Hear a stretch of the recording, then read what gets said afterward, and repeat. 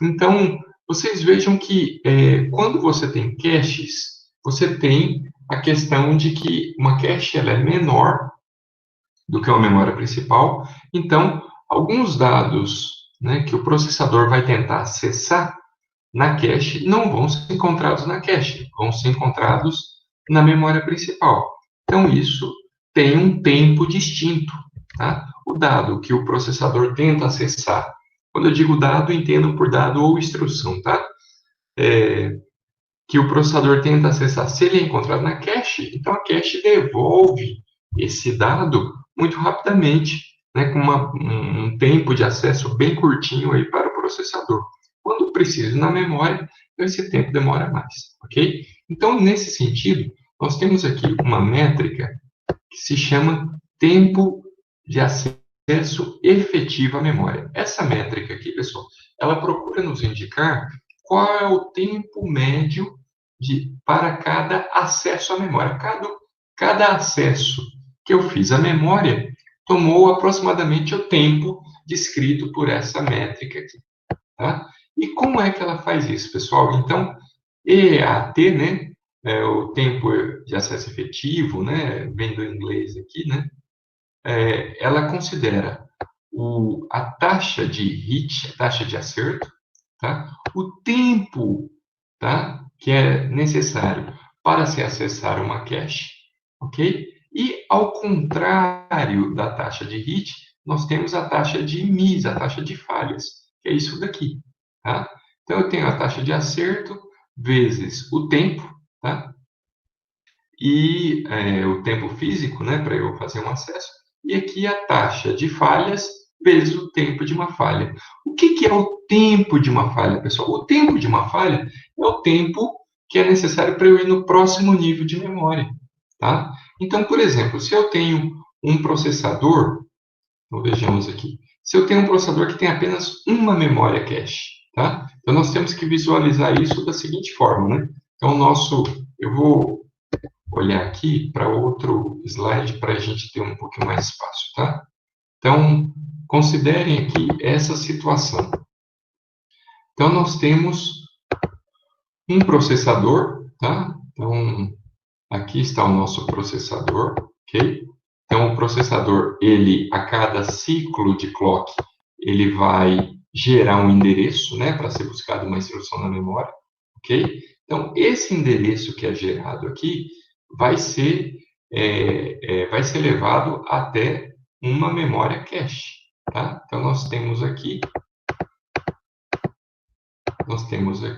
uma memória cache, ok? Que é o processador, aqui é cache, ok?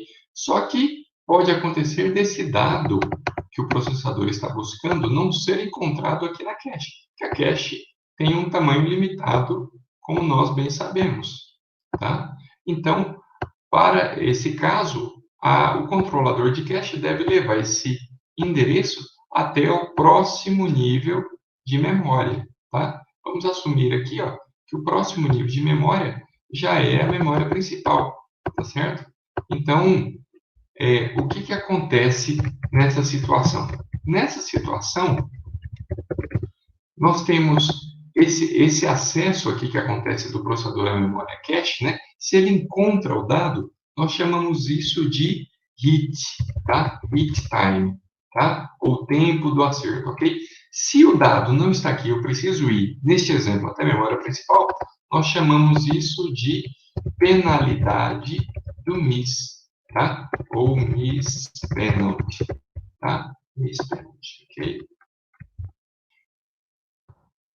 Então, eu estou colocando isso para você para a gente visualizar, tá? Porque o que o tempo, aquele EAT, né, o tempo efetivo de acesso, nos diz o seguinte: olha, você tem aqui a porcentagem de acessos que você fez à memória, você tem uma porcentagem de hits, né? Imagina que eu fiz 100 acessos à memória. Desses 100 acessos, 99 eu encontrei meu dado na memória cache. Então, minha taxa de hit, tá? Eu vou colocar aqui, ó, hit rate, tá? O hit rate é a taxa de acertos, tá? Vezes o tempo tempo do acerto, tá? É o tempo do hit, tá?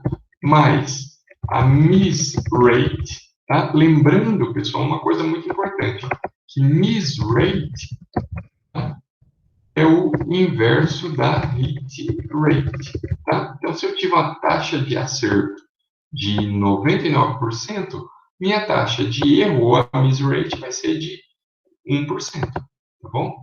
Então, nós temos aqui a miss rate vezes a penalidade, tá? A miss penalty, tá? Miss penalty. Deixa eu só mudar o nome aqui, eu coloquei tempo do hit, ali eu tinha deixado o hit time, tá? Okay? Então, isso é o que nos diz o tempo de efetivo de acesso à memória, ok? Então, nós temos um exemplo lá que diz o seguinte, ó, considere uma hit rate, tá? De 99%, ok? Um hit time, né? Um tempo de acerto de 10 nanosegundos, tá? E um tempo de acesso à memória principal, quando ele diz o tempo de acesso à memória principal, é esse tempo aqui, ó, tá? É o tempo aqui da penalidade do miss. Então, eu posso até dizer, ó, um miss penalty de 200 nanosegundos, tá? Como é que ficaria o tempo de acesso efetivo na presença desses dados aqui? Né? Então, nós colocamos lá, EAT, né, é igual a 0,99, tá? Vezes o tempo do hit, tá certo?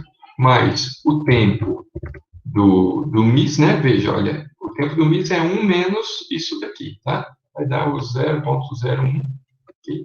Vezes 200, tá? Eu tomei o cuidado aqui de colocar os dados sempre na mesma unidade.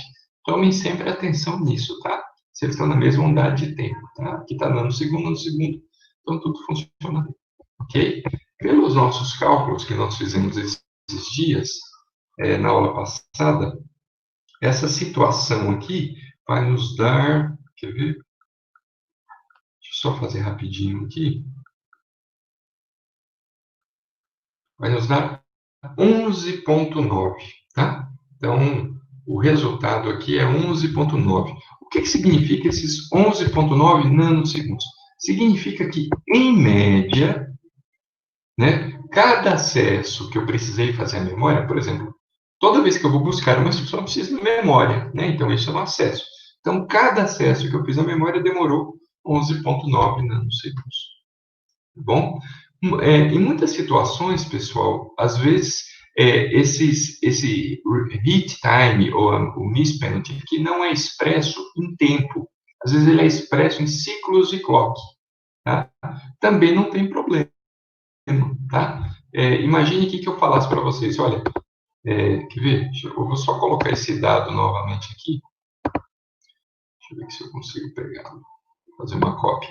Então, imagine, acho que eu não consigo copiá-lo aqui. Mas, enfim, imagine que aqui, ó, eu não coloco 10 nanosegundos, eu coloco 10 ciclos, tá? E aqui 200 ciclos, ok? Nós fazemos a operação normalmente, tá? Então, aqui nos daria 11,9 ciclos de clock, tá? Se nós soubermos o tempo do ciclo, e devemos saber, né, com base na frequência, né, do clock, basta multiplicar isso pelo tempo do ciclo de clock, tá? O tempo do ciclo de clock. E com essa última multiplicação aqui, eu vou ter o tempo, de fato, desse acesso à memória, ok? Então, eu quero que vocês atentem bastante para interpretar o que isso está mostrando para vocês. Está mostrando que, em média, cada acesso que foi feito à memória gastou-se esse tempo aqui, certo? Ok, turma, vamos aqui um pouquinho mais à frente, então. Uma revisão, sempre que nós tínhamos visto esse assunto na aula passada, né? Finalizamos ela com isso, mas eu queria voltar aqui para a gente entender melhor, tá? Bom, agora nós vamos relacionar isso com o tempo de execução de um programa, tá? Então, veja, quando eu tenho um programa, a gente olhava para a execução do programa assim, olha, se o meu programa lá, ele executa 1000 instruções, né? E cada instrução precisa, por exemplo, de um ciclo, né? Então, eu vou ter 1000 ciclos de clock que eu executei aquele programa. Se eu souber o tempo de ciclo, pronto, eu sei o tempo de execução. Ok? Só que essa informação que a gente estava considerando até agora, pessoal, é uma informação exclusivamente da execução da instrução dentro da CPU. Ela não considerava esse tempo efetivo de acessar a memória, especialmente na presença de caches, né? Porque essas taxas de ritmos podem variar dependendo da cache que a gente tem. Tá? Então, olha o que diz aqui. Ó. Originalmente, o tempo de execução considera apenas o tempo de CPU. Tá? Então, nós devemos adicionar a esse tempo de execução aqui o tempo efetivo. Tá? Veja, o tempo total efetivo. O EAT que nós obtivemos aqui, né, ele é o tempo médio de um acesso à memória.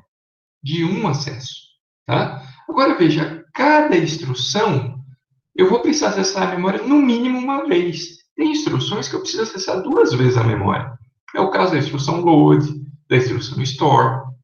Tá? No caso das instruções do processador Marie, quase todas você precisa acessar a memória. Né? São pouquíssimas ali. Ó. Então, você vai fazer um ADD, você precisa ir na memória. Você vai usar um subit, você precisa ir na memória. Tá? Então, assim, apenas para a gente tornar esse dado um pouco mais real do tempo de execução, eu calculo, com base aqui no fato da gente ter calculado o tempo de efetivo de um acesso, né? Se eu multiplicar pelo total de instruções, que era uma informação que eu já tinha, tá? Eu vou ter o tempo total efetivo, tá? Ou seja, o tempo que esse programa gastou para fazer o acesso à memória. Repararam a diferença entre tempo efetivo, tempo total efetivo e o tempo efetivo de acesso? Aqui eu tenho o tempo para uma instrução, aqui eu vou ter para todas. Tá? Então, se eu quero de fato calcular o tempo total de execução de um programa, eu deveria calcular o tempo que esse meu programa gastou na CPU. Tá? Então, aqui ó, é o tempo que ele gastou na CPU. E aqui o tempo que ele gastou na memória. Tá? Então, aqui fica uma informação mais próxima da realidade. Tá?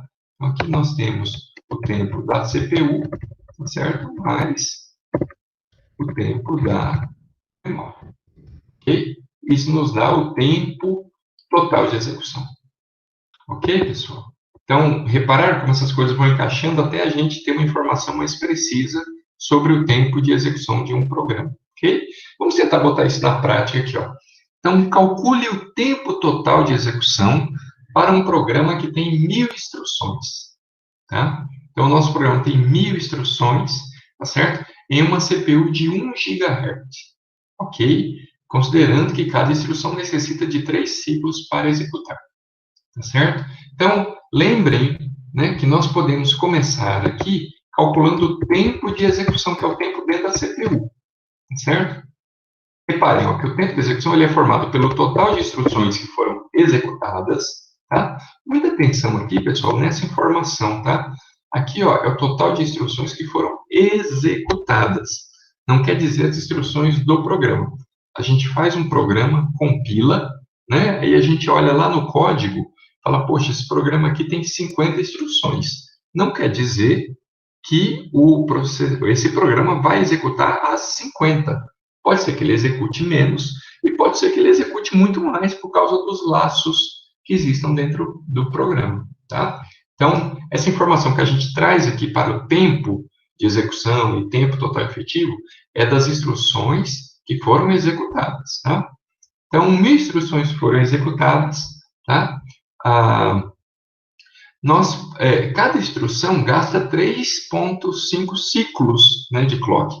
Então, se eu multiplicar aqui, pessoal, essa multiplicação aqui vai me dar o total de ciclos do meu programa. Tá? Total de ciclos de clock que o meu programa gastou, ok?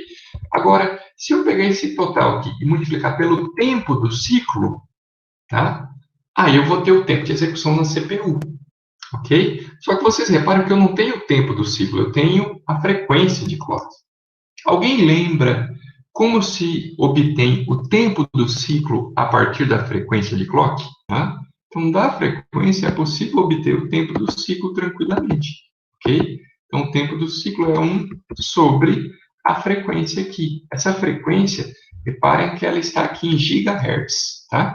Nós temos que expô-la aqui em hertz. Então, ela é 1 dividido, tá? Por 1 vezes 10 elevado a menos 9, tá? Ou melhor dizendo, 1 vezes 10 elevado a 9 Hz, tá? 9 Hz, ok? Então, isso é a nossa, ou seja, perdão, essa conta aqui, né, vai nos dar exatamente o tempo do ciclo expresso em segundos, tá? Expresso em segundos, ok? Então, por aqui, ó, eu tenho o tempo de execução, tá? Para facilitar, pessoal, essa conta aqui, tá? 1 sobre, é, é, 1 sobre 1 vezes 10 elevado à nona dá 1 nanosegundo, tá? Só para deixar claro para vocês, ok? Então, o tempo de ciclo, tá? O tempo do ciclo para uma frequência de clock de 1 GHz é de 1 nanosegundo, tá? Ou então 1 vezes 10 elevado a menos 9 segundos, ok? Então, para facilitar, eu vou colocar aqui diretamente, ó, vezes 1 nanosegundo. Obviamente, a resposta aqui vai me dar em nanosegundos, né? Então, nós temos aí 1000 vezes, né, 3,5, ok? Então, nós temos 3.500 nanosegundos. Okay? Esse é o tempo de execução, ok? Agora, ele pede o tempo de execução total, nós precisamos agora calcular o tempo de acesso efetivo à memória, tá? Então, nós vamos saber o tempo de um acesso, para depois calcular de todos, aí a gente junta tudo, ok? Bom, ele diz o seguinte, ó, esse sistema possui uma cache, tá? Que possui taxa de acerto de 99%. Então, aqui ele está falando do RIT, tá? Com tempo de 2 nanosegundos e o tempo de acesso à memória RAM é de 80 nanosegundos. Então, o tempo médio de acesso à memória é de 0,99, tá? Ou 0,99, já que eu estou usando vírgula aqui, vezes 2, certo? Mais 0,01 vezes 80, ok? Esse daqui é o nosso tempo de acesso efetivo, é o tempo para fazer um acesso à memória, ok? Vamos ver quanto dá isso daqui. Dá 2,79, tá? 2,79 nanosegundos. 2,79 nanosegundos, ok? Então, cada instrução, né, ou exatamente, cada instrução que fez um acesso à memória, né, ela demorou, cada uma delas, 2,79 nanosegundos para fazer esse acesso à memória, ok? Então, agora, eu vou calcular o tempo total, né, total efetivo, ok? Que nada mais é do que esse tempo individual aqui vezes o total de instruções, tá certo? Então, nós temos 2,79, ok? Então, vamos ter aqui 2.799, tá, aproximadamente. Eu vou arredondar aqui para que dá 2.799,9, tá? Deixa eu ver, 799,9, ok? Esse é o tempo total, né, de acesso à memória, ok? Pelas nossas 1000 instruções aqui, ok? Então, agora, o tempo total de execução, então, tempo total de execução, né, vai ser o tempo de execução mais o tempo total efetivo, ok? Então, nós temos aqui, então vai ser 3.500 mais 2.799,9, ok? Então, vejamos quanto vai dar isso daí. Então, nós temos aqui, isso aqui, ó, é 6.299,9, ok? Nanosegundos. Tá? Nós podemos até mostrar isso daqui em microsegundos, tá? Porque vocês viram que deu mais de 1000 nanosegundos, né? Eu posso usar uma unidade um pouquinho mais robusta. Isso daqui dá 6,2999 microsegundos, tá? Fica um número assim um pouquinho melhor, né? Podemos até arredondar aqui para 6,3 microsegundos. Ok? Então, aqui a gente tem uma informação um pouco mais precisa, né, sobre o tempo total. Quando eu coloco a memória, né, eu tenho a parametrização da memória, eu vejo que o tempo não é só aquilo que a CPU gastou, né, porque para ter todos os dados dentro da CPU, eu precisei ir na memória e na memória utilizou-se isso daqui. Ok? Veja que nos exemplos que eu dei, tanto o anterior quanto esse agora, nós usávamos uma cache. E agora, se o sistema possui duas caches, pessoal, como é que a gente faz? Se o sistema aqui possui duas caches, né? A primeira, né, a gente chama de cache L1, tem essa taxa de acerto, né, de 90%, ok? E a segunda, L2, tem taxa de acerto de 85%, ok? O tempo de acesso à segunda cache é de 20 nanosegundos. Considere que o tempo de acesso à primeira cache aqui é o mesmo que teve para 2 nanosegundos, tá? Então, o tempo de hit é 2 nanosegundos. Depois, se ocorrer um miss penalty, vai ser 20, porque eu vou na segunda cache. Depois, para ir na memória, vai ser de 100 nanosegundos. Como que a gente faz uma conta dessa, pessoal? Alguém tem alguma sugestão? Só para a gente se localizar, então agora a nossa figura é essa daqui, ó. Então eu tenho o processador, tá? Eu tenho uma cache L1, tá? Pequena, ok? Tem uma cache L2, geralmente um pouco maior que L1, tá? E por fim, temos a memória principal, certo? Então é isso que nós temos aqui. Então nós temos processador para cache L1, cache L1, se não tem o dado, vai na cache L2, cache L2, se não tem o dado, vai até a memória principal. Tá? Busca o dado, melhor dizendo, né, na memória principal. Então, só para ficar claro aqui nós temos o processador, tá? Aqui nós temos a cache L1, tá? Vou dizer apenas cache L1, a cache de primeiro nível, tá?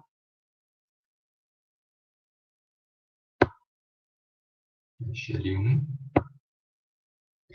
Nós temos aqui a cache L2, tá? E aqui a memória principal.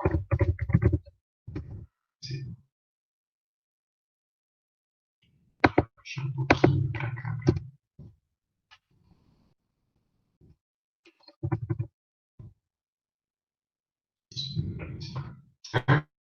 Então, quando ele falou dos 2 nanosegundos, esses 2 nanosegundos é esse tempo aqui, ó. Então, deu ir nessa cache gasta 2 nanosegundos, tá?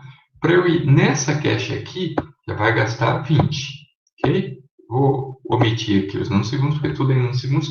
E para eu ir na memória principal, eu gasto 100, ok? Então, dado um programa, nós temos 90%, né?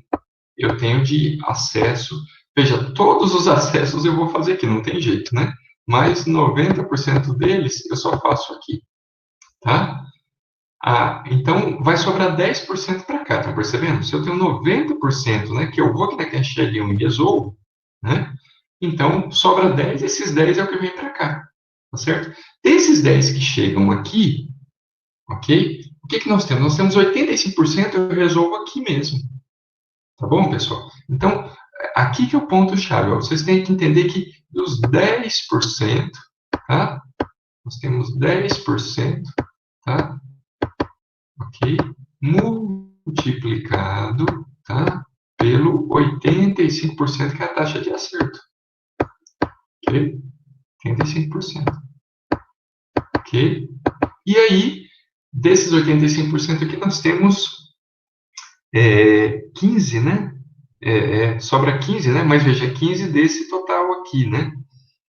Disso que sobra que vem para a memória principal, tá? Então, essa pequena quantidade aqui de instruções, né, ou de acessos que acabam sobrando para a memória principal, tá certo? Desses 10% apenas aí, que chegam até a cache L2, dos 10% que chega até a cache L2, 15%, né, acaba indo para a memória principal, tá certo?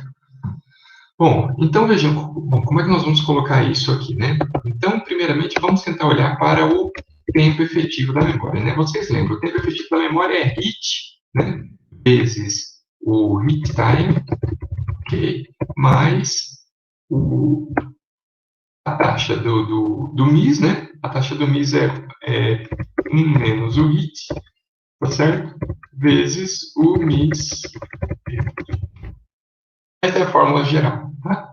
Agora, no nosso contexto ali, o que vai acontecer, minha gente? Ó, o que vai acontecer aqui é o seguinte: nós temos 90%, tá? Então, 90% das instruções vão gastar 2 nanosegundos, certo? Vão gastar 2 nanosegundos aqui, ok? Agora, bom, o diferente desses 90% aqui, né, é 10%.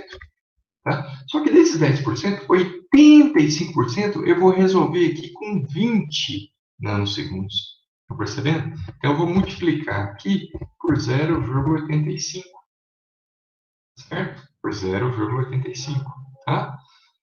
Porque é justamente, né, esse restante aqui, ok? E então, disso daqui, tá? Isso daqui vai nos dar exatamente a proporção, né, que chegou, que teve hit, né, na cache L2. Então, isso daqui nós multiplicamos por 20, porque é o tempo da L2, tá? É o tempo de acesso à L2, ok? Bom, e ainda sobra um pouquinho, né? Veja, se eu fizer 1 menos o 0,85 aqui, vai dar 0,15, tá? Então, repara, desses 10% que sobraram, eu tenho 0,15, tá? Que veio para a memória principal, que é o meu miss penalty, né? Aqui da memória principal vezes 100. Okay? Então, o meu tempo efetivo de acesso à memória é dado por essa equação. Perceberam esse detalhe aqui, gente? Ó, é isso daqui que foi a novidade agora na presença de uma hierarquia de cache, tá? Então, essa conta aqui, se nós fizermos, vamos ver aqui, vai dar 0,9 vezes 2. Então, bom, então vamos tentar resolver aqui, né? Bom, só o tempo aqui para ir até a cache L1, né, vai nos dar 1,8, tá? Isso daqui em média, ok? Aí aqui nós temos o 0,1, né, que são os 10%, vezes o 0,85, tá? Vezes os 20 nanosegundos, né? Isso daqui vai dar 1,7. Tá? E aqui, com o restantezinho lá da porcentagem, né, o 0,1 vezes 0,15, que é uma porcentagem bem pequena, isso daqui multiplicado pelo tempo, que é 100, tá? Então, aqui ficou 1,5, ok? Então, o tempo médio para acessar a memória ficou isso daí, 1,5 mais 1,7 mais 1,8, ok? Que nos dá aqui 5 nanosegundos. Okay? Então, o que é 5 nanosegundos, pessoal? 5 nanosegundos é o tempo que cada acesso à memória, em média, gastou. Tá? Uns foram mais, outros foram menos, né? Vários foram menos porque foram aqui na cache L1, tá certo? E já resolveram. Mas tem uma boa porcentagem que veio aqui na cache L2 e ainda outros que vieram na memória principal. Colocando assim em termos proporcionais, né? Em média, cada acesso à memória durou 5 nanosegundos. Ok? Tudo bem? Então, eu tenho isso, agora eu vou calcular o tempo total efetivo, tá certo? O tempo total efetivo foi que é o tempo efetivo, né? 5 vezes o número de instruções, ok? Que são 1.000 instruções, né, no exemplo, então 5.000 nanosegundos de acesso à memória, ok? O tempo total de execução, né? foram 3.500 lá da execução da CPU, mais 5.000 da execução na memória, né, da busca na memória, vai nos dar 8.500 nanosegundos, né, ou 8,5 microsegundos. Ok? Então, se vocês observarem, né, 8,5 microsegundos. Então, se nós compararmos aqui, ó, deixa eu ver, se nós compararmos, aqui deu 6,3 microsegundos, né? 6,3 micro, deixa eu só aumentar aqui, só um segundinho só. Então, aqui nós tivemos 6,3 microsegundos, né? Agora, esse daqui, pelo nosso cálculo, nós tivemos 8, né? Deixa eu pegar aqui, ó. Aqui nós tivemos 8,5 microsegundos, né? Então, vocês notam claramente, né, que esse tempo aqui ficou maior, né? Então, indica que essa solução, veja que eu não mudei a CPU, eu mudei só a hierarquia de memória. Essa solução de hierarquia aqui não me ajudou muito, tá?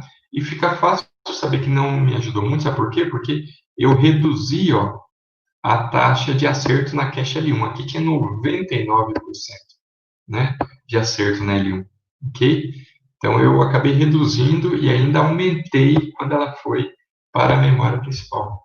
Tá? Então, realmente não ficou uma boa abordagem. Tá? Imagine que nesse exercício aqui, eu coloquei 90%, né? Eu vou só refazer considerando 99%. Tá? Vamos ver como é que vai ficar esse tempo aqui, quer ver? Reparem só. Então, ó, eu vou voltar aqui no meu cálculo, tá? Vocês lembram que eu coloquei 90%, né? Se eu colocar aqui 99, pessoal, ó, tá? Obviamente, o que sobra aqui é 0,01, tá? E aqui também 0,01, tá? Então, agora vejam o que vai acontecer. Se eu colocar 0,99, ok? Então, aqui nós vamos ter 1,98, tá? 1,98. Vejamos ali do outro lado, vamos ter. Aqui nós vamos ter aqui, ó, que era 17, né? Ficou 0,17, né? E aqui vai ficar 0,15. Ok? Era 10, né? Ficou 1% agora, tá bom? Então, agora vamos ver como é que fica isso daqui. Então, fica 1,98 mais 0,17 mais 0,15. Ok? Então, ficou 2, tá? 2 nanosegundos. 2 nanosegundos ficou o tempo efetivo, né? De acesso, né? Então, para cada acesso que eu faço na memória, demorei mais ou menos 2 nanosegundos. Se eu colocar aqui 2 agora, eu vou ter 2.000 nanosegundos como tempo total efetivo, né? Então, todas as minhas 1.000 instruções, né, precisaram de 2 nanosegundos 2.000 nanosegundos em média para acessar a memória, ok? E agora, se eu colocar aqui, né, nós vamos ter o tempo aqui de 5.500 nanosegundos ou 5.500 microsegundos. Estão percebendo? Olha só, se nós olharmos para cá, né, era 6,3, agora eu tenho 5,5. Perceberam? Aquela hora foi 8,5.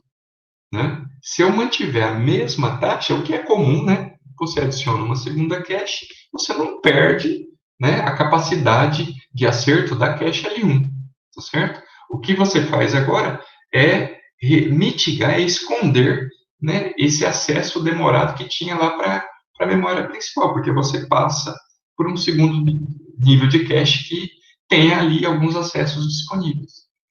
Então, perceberam, pessoal? A gente mudaria aqui de 8,5 microsegundos, né, para 5,5, né?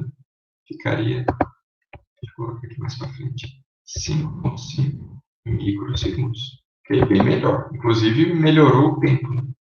Ok? A expectativa, quando você coloca uma hierarquia de cache, é isso, você vai melhorando o tempo. Ok? Tudo bem, turma?